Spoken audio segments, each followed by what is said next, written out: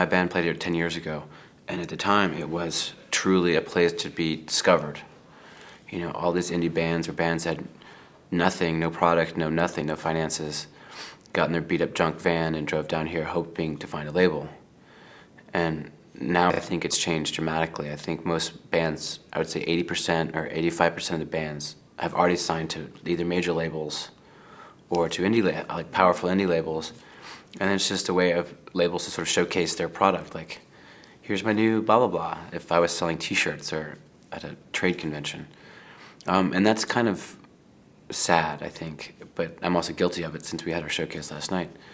And there's also this, you know, before there weren't, you know, Capitol Records didn't have a showcase. You know, to say, here are cool new bands. They have enough money, you would think, to showcase their bands on MTV and, you know, blah, blah, blah. So it's kind of lost its spirit a little bit. And the bands don't make any money, which is also kind of sad. South by Southwest makes so much money. The city makes so much money, the bands get paid like $250. Whether you're Built to Spill or you're, you know, Ding Dong Johnsonburg, you make $250 or you get a badge.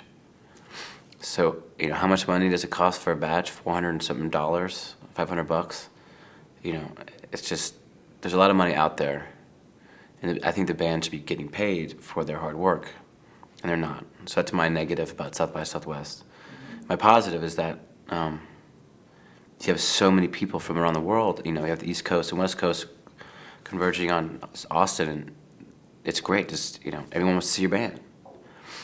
But it's also a funny thing, because I remember when we were touring a lot, we played a show somewhere in Arizona or something, and all these kids came to we went to a party afterwards, and they were like, hey man, how was your show? I'm like, oh, it was really good. Why did you show up? Oh, because it would save my money to see you guys at South by Southwest. I'm like, but you could have seen us for $5 in your hometown. Why didn't you come and see us and support us on the road? We don't care about South by Southwest. And they were like, because I get to see 100 million other bands. And that was kind of cool, but at the same time I thought kind of lame. You know, whatever. But yeah, South by Southwest is awesome. It's fun. It's a big schmooze fest, and usually the weather's fantastic, and you gorge yourself on barbecue and try to stay awake. But it's awesome, but it's, you know, it's got its negatives. Mostly it's usually to two different kinds of groups. One is to the kid who lives in Lubbock, Texas or something, that doesn't get to see, you know, it's like I live in New York, so most 99% of these bands that are here will be going through New York or LA at some point in their career. But if you live in a small town, you don't get to see those bands, so it's really exciting for, you know, Mary Kelly to come down and see, oh, there's Built to Spill, or there's Plastic Constellations, and oh, look, there's Morrissey. I mean, it's a gorge of, you know, a cornucopia of great music. And that's really cool. And then, on the other hand, a medium label like mine, you're meeting so many other people from the industry that, you know, can help license your music to movies or TV or to commercials or for video games or other types of the music business that can help sort of supplement and help fund your label.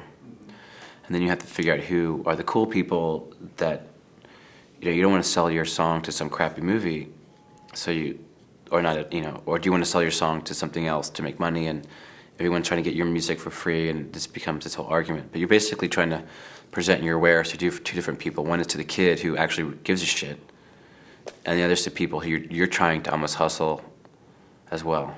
So you're trying to present something honest to someone who cares, and then hustle yourself to someone who really doesn't.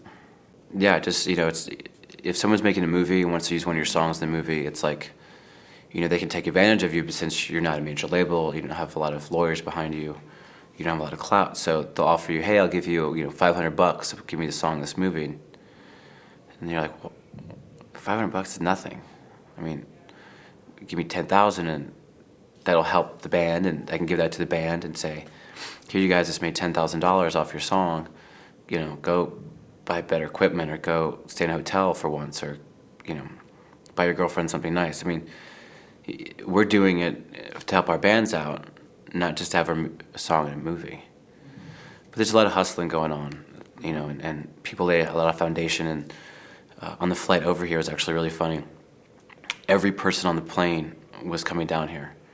And once the seatbelt sign, people could walk around, everyone got up and started handing cards out and ordering drinks, and stewardesses were going crazy. They were so angry, like, you gotta sit down, and people getting their stuff out and leaving it open and playing video games and, passing, oh yeah, see this showcase, and highlighting things for people. And it was like we chartered this, 50 strangers had chartered this plane, and by the end of the plane ride, everyone was best friends and, drunk and stupid and couldn't wait to, get out there and hustle.